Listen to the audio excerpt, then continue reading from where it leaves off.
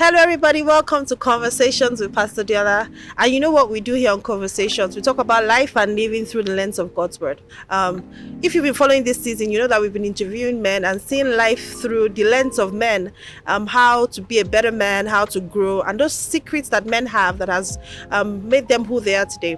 Now, today I have a very wonderful guest in the house, Glory. He's a young man doing big things, shaking things up, you know. He said I should introduce him first as a Jesus boy. Yes, so But I said I don't think he's a boy Jesus again, boy. he's a man. He's a Jesus man. He's a family man with two kids, one baby on the way, Glory. yes, glory to Jesus. And he's married to a big time fashion stylist here in Abuja. Her brand is Official TJD. Yes, ma'am. If you're in Abuja, make sure you go and check it out at Official TJD. Big brand here in Abuja. He's also a media and a tech expert. They call you guys tech bros. Yes, Tech bros. He works with the Bank of Industry, and today he's just going to share with us his journey and one or two things that has brought him to where he is today. But before we talk about that, can you just tell us a little about you and where you're coming from? Okay. Thank you so much, ma'am. I'm so grateful and honored to be here. Like I said, I consider this the highest privilege that Thank you'd God. invite me to come and speak on your show. We're happy to I'm have just you. a humble Jesus boy. We're happy to have you. Thank you so much, honestly. ma. So personally, I would say that growing up has influenced who I am today, how I was brought up. I'm a pastor's kid, right? So Okay. my dad is a pastor, and it came with its own pressures, right? There's always that expectation on pastor's kid. People expect you to be perfect, forgetting that you are just a child or a teenager, and you are going through the same motions that everybody's literally going through at Yeah. that stage of their lives. Yeah. Where everybody just expects, because your father is anointed or something, they expect you You're to. automatically anointed and called. I Glory. mean, so, but God called my father. He didn't call me at that time. So, I wanted to just be a kid. So I would always be out of the house playing football, playing. In fact, I remember one particular incident. My sister literally had to come and drag me from. I don't know if you grew up in my generation, you're familiar with game houses Game where they play center, PS2. yes. They literally had to come and drag because I've been there from morning till night. Like, and even till today, my sister teases me that the amount of times I had to go to those places to call you. drag you out. You need to be sending me money monthly because of I really helped your life. But and I earned quite a number of floggings, better flogging with Koboko because of those extracurricular activities. But all of those Wait, before you say something, Yes. this generation, they don't know what Koboko is. they Hey. don't know all the You songs know, that we are this doing. generation, they say, you're grounded. Oh my God. We're It's doing- Koboko. My first daughter, we are doing You know. kids parents with her, like, having conversations. They say, you can't do this, you can't do this. My father flogged my life. Oh my God. That Ah. Koboko. You We used to call it Blala in my house. Blala. Yes. So please continue your story. Yes, ma'am. So all of those I feel that they helped to shape Shape me. you. And I think at this point I would say that my dad was very present in my life, but my mom was also very present. And it's something that as a father now and a mother with my wife, we're trying to make sure that we're fully present in our kids' lives. I remember that on weekends, especially on Saturdays, my mother would always play worship music in the house. And that's how I grew up knowing so many worship songs. Like so many worship songs. It was a culture. In fact, sometimes she would take us to the bookstores, we'll go and buy the CDs. I remember popular artists like Darlene Zedge, Alvin Slaughter, Don Moen. So worship was almost something that was, without me knowing, it became part of me subconsciously because every weekend, going on probably 10, 15 years of my life before I went to the university and all of that. So it became a part of me, and all of those things have Molded you. yes forged me into who man you are I am today. today. Yeah, and I think that's really beautiful. Thank God for good homes. Yes, ma'am. And I think Yes, ma'am. one of the things I hear a lot is that if you look out there and you see a young man, who is doing something wrong and a pain in the neck to the society, you can always trace it back to the home. True. That's the first place you always trace it back. Either the mom was absent, the dad was absent. Sometimes not due to any fault of theirs, Yes, but ma'am. there's a beauty of just coming out of a good home. There's something that it gives you. It gives you strength. It gives you character. I think that's what it really is. It just builds you into a fine young man, a decent young man. So you, before the show, we were talking about what you do right now. You're a man of excellence. Everything you put out there, you were saying that it's very excellent. How did you get to a point where in your career, like you were telling me earlier, in 3 years you've gotten 3 promotions, and you're actually doing very well in your career? How what are the key things you can tell us, 1, 2, 3 things that has pushed you or has made you who you are today? So I would say that I learned quite a lot from my dad. So before he became a full-time pastor, he was a chartered accountant. And my dad is the epitome of record keeping.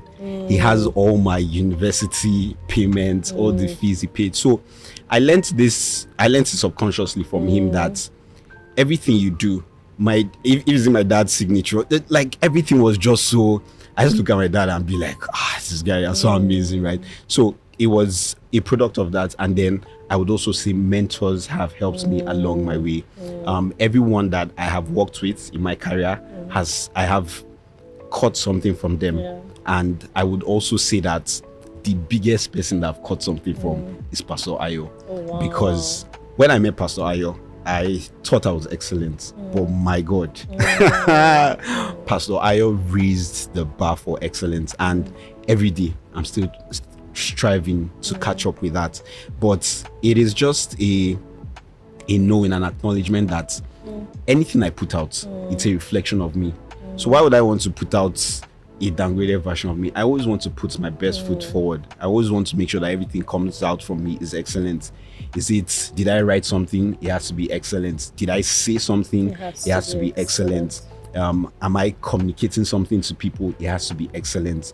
So that spirit, it's just sometimes when I even see things that are not being done excellent, it's like my body is, I'm like, let's do this better. So every time I'm always improving, reviewing my systems. How can I get better at every single point in time? And I think there's something you're saying here that that I think I need to give voice to, is that men are actually made. No man just arrives there, and you are actually made by the combination of people who have poured into you. Absolutely. One of the things I see a lot of young people do is, they want to find their own way. They don't want to do their own thing. There's nothing wrong with that. But you see, there's always something beautiful, or I don't know what word to use, about having someone who has gone ahead of you, and who you allow them to intentionally and deliberately pour into you. Something happened recently, and I didn't even think I was going to say this. My husband and I, we went out recently, and we met someone who was a very young man, doing good things, we're in ministry, and doing good things, good stuff, very young man. And there was just this office stand, he had like, I've arrived, you guys are the old guys on the block. I know, my husband and I just laughed, but I asked my husband that, let's flip roles. What if we were on the other side and some other senior ministers came in? What would we have done? He said, but babe, you know me now, that I would have treated him with a lot more honor, because there's definitely something I can always learn from him. And I think that's what you're saying here, because you keep going back to your story about your dad poured into you, your mentors poured into you, your pastor has poured into you. And it's looking like a beautiful picture is coming out, a man who is strong, and he's very strong in church as well. So all this what I say, his father called him. That missed call, he has received his glory. So I see you with family, and your family is doing beautiful. I see your wife flourishing, and I think that's one of the most amazing things I really like about you, how you give your wife wings to fly, and I see that you're doing that with your daughter. And I look into your career, because you're still actively a career man. And I mean, 3 promotions in 3 years, and it's not your father's business. It's not as though it is Bosa and Sons, my children. You're working with a big corporation. You mentioned that you work with the Bank of Industry. Yes, ma'am. And in 3 years, you've gotten 3 promotions. Yes, ma'am. I'm like, how? But it's a combination of, you allowing the right people into your space, right Yes, people ma'am. into your heart, and pouring into you. Before the show, you also said something about consistency, Yes, ma'am. and how that has been one of your greatest strengths, in your career path and in life. I want you to please shed a bit of light on that for us. Okay, ma'am. Just to piggyback off what you were saying Yeah. about quite a number of people, or people in my age group, in this generation, everybody wants to do the trending thing. Yes. Everybody, it's Oh TikTok my videos. So, oh God. yeah, Oh let's my go, God, go and buy exactly. tripod. There was a time that thing was really. Everybody was like this. Everybody wants to do what is trending, right? It doesn't Yes. matter. My friend is making money off TikTok. This person is making money off you. Oh yeah, let's go and buy tripod, invest money, and you don't even take the time to do research. As basic as it is, okay, well, how are people getting their numbers and all of that? But put that on one side. There is something that consistency gives you, right? And I know that over time people have written about consistency in different formats, that, or maybe if you're trying to break down a large rock, if you keep hitting it, yeah. right, it's not the 250th blow that broke it down, it was the first blow that broke it down, right? And all of that. So it just goes to show the power of consistency. And Pastor Ayo always tell us that you have to, consistency will always outlive inspiration. Always. It says if you're inspired to do something today, for the next 5 days you run with it, And but you then do not put a structure, a system it. to ensure that your consistency, the person that is consistently doing it will outlive you in the So end. even if you have all the talent in the world, consistency still beats your talent that is not tied, that is just flawed by inspiration. I just feel like doing this. I just feel like doing that. The consistent man would always outlive and Always. beat that man that's always Always. inspired. In fact, ma'am, consistency beats talent every time. Every time. Every time. Consistency Come beats talent. on. I have seen talented people that, maybe they know how to sing very well, but they only rehearse maybe once a week. The person that doesn't know how to sing but rehearses every day, the album will sell more than them. That's so true. The writer that writes every day, the person that is, there are some people that are talented with words. When you hear them speak, you're like, oh my God. It's like they're speaking ice cream. You don't want to lick their face. You don't want to lick their face, like, how can you be so good with words? But the person that every day he's in front of his mirror practicing 30 minutes, that person is going to be a better speaker than the person that just off the spur of the moment. That person that's every day, one opportunity here, he goes, he delivers his best, delivers his best every week like that. So he's going to outdo the person that maybe he speaks once in 3 months, but he knows he has the gift. But if you don't do it consistently. So this reminds me of a story I heard, and it's a true story, where an English professor, no, it wasn't English, it was a media professor, Yes, ma'am. who had some students in his class for a semester. And I think this story will help,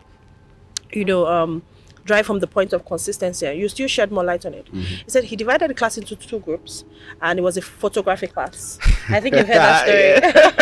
I don't know where I heard this story. I think it was Atomic Habits. Yes, the book, Atomic I Habits. did. I listened to that. And he said he divided the class into 2 groups, and there was one group that they were supposed to take just one picture, but they had to make sure it was the perfect photo. Perfect photo, no mistakes, And then there was the other group, they were allowed to take as many pictures as they possible, but they should submit something at the end of the semester. Then they realized that the group, that was told to get just one perfect photo, they spent all their time analyzing, getting the perfect angle, perfect light, perfect this, perfect lens, perfect that.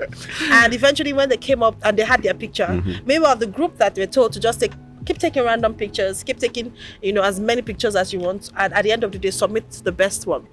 Eventually, when they took both photos, they found out that it was the team that was more consistent, and they were taking pictures over and over and over and over again that had the best pictures. Yes. And that was because they were doing it consistently. And I think that really is the power of consistency. In your career, how has that really played out? Talk to us practically. Yes, ma'am. So in my career, I would say that consistency has been a game changer, right? So the fact that, and this is something that I know that with my bosses and my mentors over time, they have come to say, okay, this is something we admire in you. The fact that you are dependable, right? That, if they give Musa something to do, he will deliver. Even if he can't deliver, he will say why this project is currently stalling or something. So the truth about it is that in work, in career, in business, people are always looking for dependable people, right? And that to get to that level of being dependable, you have to be consistent. Because even the Bible says the man that is unstable in all his ways. It says the man that wavers in faith is unstable in all of his ways. That means there is no one way you catch him that you say this man is stable. So for young men, you know, we need to find that thing that, you know, you were saying something earlier where you said you had to ask God, Lord, this talent you have given me, how do I, you know, push it? How do I use it for my career? How do I use it for my life? You have to find that thing that God has given to you and stick with it. So today you can't be doing this and then tomorrow you're doing that and next tomorrow you're doing this and next tomorrow you're doing that and you're hoping that one would chop, you know, one will enter. Jack of all trades, they say, is master of none. But you have to find that thing, and of course finding that thing first comes from the place of you staying with God, staying in God. And I think that's what your early days helped you to do. You know, staying in God, staying in fellowship, what your mom did, creating that environment for you, you know, and then you found your footing, and then your mentors and your father, you know, brought this excellent spirit, this discipline of consistency into your life to shape you. I mean, your life it's really beautiful. You know, you have your God part and you have the part where you've worked on yourself to become a consistent person in your own field. To the point where you're almost becoming an authority in that field. And I think that really is beautiful. So like I said, if you're going to look into the camera right now, and if you had just a few minutes to talk to young men out there and you want to tell them something that has shaped you to who you are today, what would you say? Over to you. All right. If you're out there listening to this, I just want to leave you with 2 words, right? And those 2 words are consistency and loyalty. Go to God in prayer, ask him, the gifts and talents that you have given me, how do I utilize them? Once God gives you an answer, because he will always give you an answer, start and stay where he has placed you. Forget about what every other person is doing. Forget about it, right? Once if God says that you are to become a designer, just see all the courses, everything you can start laying your hands on in design, right? Just start doing them, right? Go to a company, even if they don't want to employ you, they don't have space to employ you, tell them that you volunteer for 3 months. After you volunteer for 3 months, trust me, if you are consistent, dedicated, and you have an excellent spirit, it's just a matter of time. They'll offer you an opportunity, and from there you just see that grace will start speaking for you. Grace will start speaking for you. So consistency, loyalty. Once you find what God has told you to do, stay there, give it your best, and I trust you. The sky is not your limits. Trust me. It's just the starting point. It's just the starting points. And I think that is beautiful. I think that is so beautiful. Thank you so much, Mr. Musa, for joining us. I forgot to say something earlier that he's also into crypto. So he's your crypto guy. So he likes to write about crypto. That's what he said. You have a lot of articles. Yeah, I've written quite a number of books. So we're going to put his details in the comment section, you know, and so he's your guy. Oh, message me, no giveaway. See, if you want giveaway from me, come to church. I assure you, anybody that wants giveaway from me, see, just come to church. If you come to church and you see me in church, just say I saw your video and I came to church. I will just open a crypto account and I'll send you something. You can hold my word to it. Okay, so the first I saw the video. So nobody in my team is allowed to walk to him in church. They are in church already. I'm talking about when you come, you have to say today was my first time in church, right? Alright, so the name of the church is Petra Christian Center. And we're in Abuja, we're in Lagos, we're in Port Harcourt, we're also in Accra, Ghana. But right here, we are in the Abuja Center, and that is in Wuse Zone 5. Wuse Zone 3. Zone 3, thank you. Pekka Parks and Gardens. Just put it on, your Google map. Pekka Parks and Gardens, and look for this man. All right, his name is Mr. I'm always in front. He's always in front. Just ask for Brother Musty. That's what they call him, Musty. He's your guy, and he promises to give you crypto if you come. Yeah, I do. Thank you so much for watching.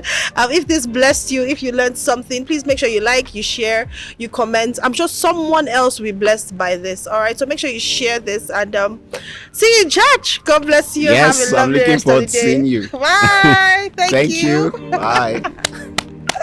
Amazing. Hey, Mama is doing giveaway.